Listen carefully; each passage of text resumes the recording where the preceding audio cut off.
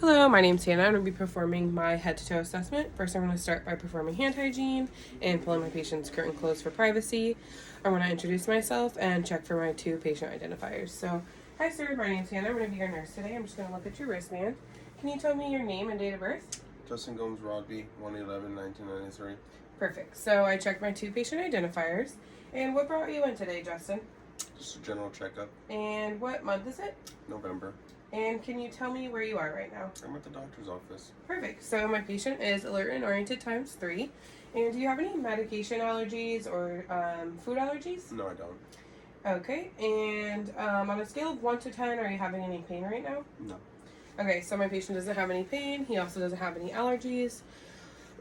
At this time, I'd like to get a baseline set of vitals. So I would get blood pressure, pulse, respirations, temperature, and O2 sat. And all my vital signs look like they are within normal limits. And now that I got my vital signs, I'm going to go ahead and say that it appears that I have a 29-year-old patient. He doesn't appear to be in any immediate distress. His skin color is even throughout. And his facial features are symmetric. His body posture is upright and also has good symmetry. My patient's height and weight is appropriate for their stature. He has a good, hygienic, clean appearance. And his hair is clean. And his clothes are appropriate for the weather outside today. My patient is also speaking clearly to me. At this time, I'm going to go ahead and start my head to toe. So I'm going to go ahead and put some clean gloves on. And once I have my clean gloves on, I'm going to go ahead and start by checking my patient's head and scalp. So I'm just going to go ahead and look at the scalp. I'm looking for and checking and feeling for any lumps, lesions, or any infestations. So I'm just going to feel the scalp here. Alright, so I don't see any of that, and my head is a normal cephalic shape. I'm going to go ahead and check my patient's pupils. So just by looking at them, I can tell that they are equal and round. So I'm just going to go ahead and check their reactivity. So just go ahead and look right at my nose here. Okay.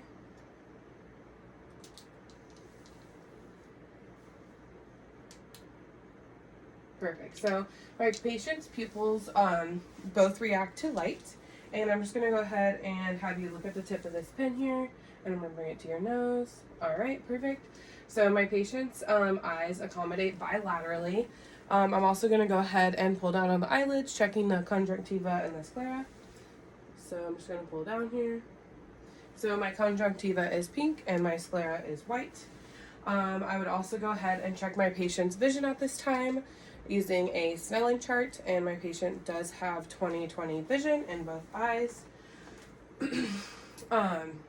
Now I'm going to go ahead and check my patient's ears. So I'm just going to be looking in the ears. I'm looking for an intact tympanic membrane, any redness or drainage. So I'm just going to go ahead and look in there. They appear to be intact on that side. And perfect. So I don't see any of that on either ear. So I'm going to go ahead and palpate the ears. Did you have any pain on that? No. Alright, and I'm also going to assess for any skin breakdown. And I don't see any. Do you have hearing aids? No. And do you have any environmental factors that are really loud that you're around a lot or anything like that? Yes. Okay. So now I'm going to go ahead and assess my patient's hearing. I would go ahead and use the whisper test and the tuning fork test. And my patient does have adequate hearing. Now I'm going to go ahead and check my patient's nose. So I'm going to go ahead and have you put your head up for me, and I'm just looking in the nose. I'm looking for any redness or drainage, any mucus, possibly a deviated septum, and I don't see any of that. Have you had any nose trauma? No. Okay. So now I'm going to go ahead and just check your nares for patency. So I'm just going to go ahead and occlude this one and breathe in through your nose. Okay. And same with that side. Alright, so my patient's nares are patent and clear. And now I'm going to go ahead and also palpate my patient's nose. So the nose, I don't feel any crepitus, and there is no septal deviation. I'm just going to go ahead and palpate my patient's sinuses. All right, so sinuses feel good. Was there any pain on that? No. All right. So now I'm going to go ahead, and this is where I would check my patient's sense of smell, and the sense of smell does appear to be good. And now I'm going to go ahead and check inside your mouth here. So just open your mouth and say ah, please. Ah. A little bit wider. Perfect. All right, so the buccal mucosa and the palate appear to be pink and moist. The teeth are intact. The uvula falls up and down. Tonsils are also intact. The mucous membranes are also pink and moist. And now I'm going to go ahead and check my patient's range of motion in the neck. So I'm going to have you look straight ahead, and I'll have you look down and up and left and right. All right. So my patient does have a full range of motion for his cervical area. I'm going to go ahead and have you shrug your shoulders up. Perfect. So that was good too. And now I'm going to go ahead and palpate your lymph nodes. Any pain upon palpation? No. All right, so I don't feel any tenderness or swelling in my patient's lymph nodes. Now I'm going to go ahead and inspect and palpate my trachea and neck. So I'm just going to go ahead and palpate my patient's trachea. So the trachea is intact and midline. There is no tracheal deviation. I'm also going to go ahead and observe for any JVD, jugular vein distension. So I'm going to go ahead and have you look that way. And looking at the opposite side, I don't see any. And go ahead and look the other way. Perfect. So I don't see any JVD. And now I'm going to go ahead and assess my patient's carotid pulse. Okay. All right, so my patient's carotid pulse is +2 bilaterally. Now I'm going to go ahead and listen, checking for any bruits upon auscultation.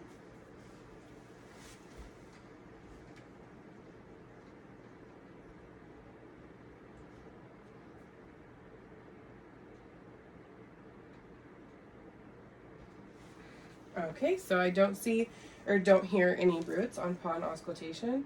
Now I'm going to go ahead and inspect my chest and lung area for heart sounds.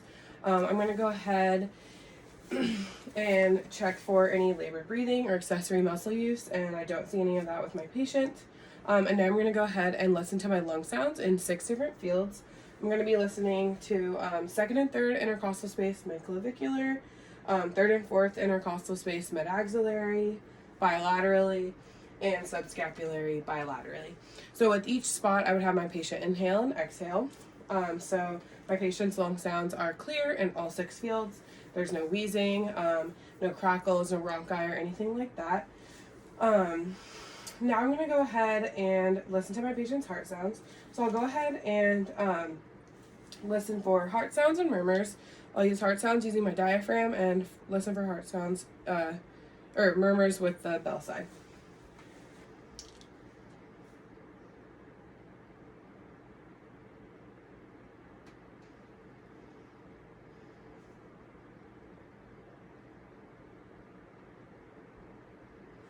Okay, so heart sounds are good, and I don't hear any murmurs.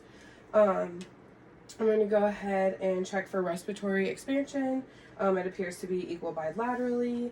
I don't see any flail areas or anything like that. Have you had a cough or anything at all recently? Yeah. Was there any mucus or anything like that? A little bit. Okay. So now I'm just going to go ahead and palpate my patient's thoracic region. So take a deep breath. Okay. And one more. All right, so my patient does appear to have symmetrical breathing upon the thoracic region. Now I'm going to go ahead and assess my patient's skin. So my patient's skin appears to be pink, warm, and dry. I'll assess for skin tinting. I don't see any skin tinting. I don't see any lesions, scarring, or anything like that. I'm going to go ahead and check my patient's skin turgor. It appears to be normal. I'm going to go ahead and check my patient's cap refill here. And it is less than 3 seconds bilaterally. I'll also go ahead and check my patient's radial pulses. And those are also +2 bilaterally. I would also be checking my bony prominences for any skin breakdown, such as the elbows, the knees, the heels, the sacral area, and I don't see any skin breakdown. I also don't see any thin or any missing hair. My patient's nails are short and clean, and I'm going to go ahead and have you make a heart shape. Alright, so I'm assessing for any clubbing or anything like that, and I don't see any of that. You can put your hands down. And now I'm going to go ahead and listen to my patient's apical pulse. So I'm going to go ahead and have you lie down. And I'm going to be listening on the inner left chest, and I'll be listening for a full 60 seconds.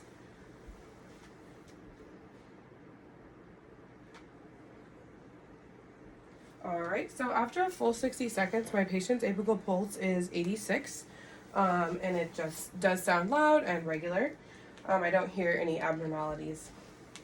Now I'm going to go ahead and inspect my patient's abdomen.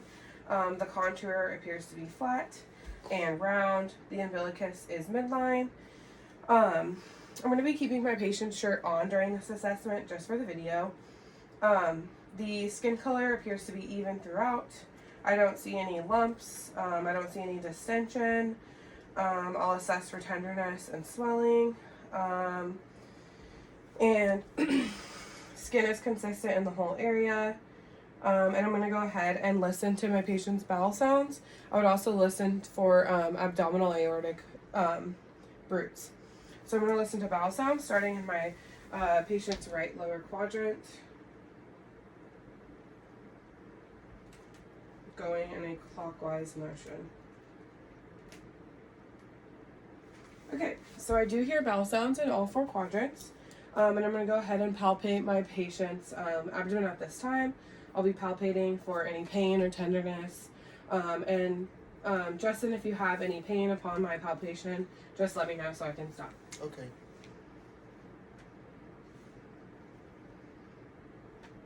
Any pain? No. Okay. So my patient's abdomen appears to be, he has bowel sounds and there's no pain or tenderness. Do you have any bowel or any problems with your bowel or No, bladder? I don't. Okay. And when was your last bowel movement? A little while ago. Okay. And while my patient's laying down, I'm also going to go ahead and check his pedal pulses. Okay. So those are present bilaterally and +2. I'm going to check my posterior tibialis pulses. Those are also present bilaterally and +2. I'm going to go ahead, my patient's knees are already bent, so I'm going to go ahead and check for any edema. I don't see any edema or swelling. Now that I've checked for that, I'm going to go ahead and have you sit back up, please. And I'm going to go ahead and have you make like a bicep curl motion. Okay, so I'm going to have you pull up and down and out and in. Okay, and we're going to do the same thing with your lower extremities. So push out, push in, push down, and push up. Okay, did you have any pain or tenderness? No. Do you have any joint pain? No. Have you had any dull or like painful sensations? No. Okay, so my patient has 5 out of 5 muscle strength in upper and lower extremities. At this time, I would want to go ahead and assess his gait and coordination. So I would have him stand up, walk a few steps forward, and walk a few steps back. I would assess his gait and coordination, and that all appears to be normal. Gait is steady, and his coordination appears to be good. I would go ahead and check my patient's reflexes on the knees using the hammer. And my patient's reflexes are intact. And that's it for our head-to-toe assessment. Do you have any questions before the doctor comes in? No, I don't. Okay, so I'll go ahead and make sure my patient has his call light. He's in a comfortable position. The bed rails are up and locked, and the bed is also lowered to the ground. I'll also make sure that I provide any education to my patient that they may need from this assessment. I'll go ahead and use hand hygiene and document my assessment.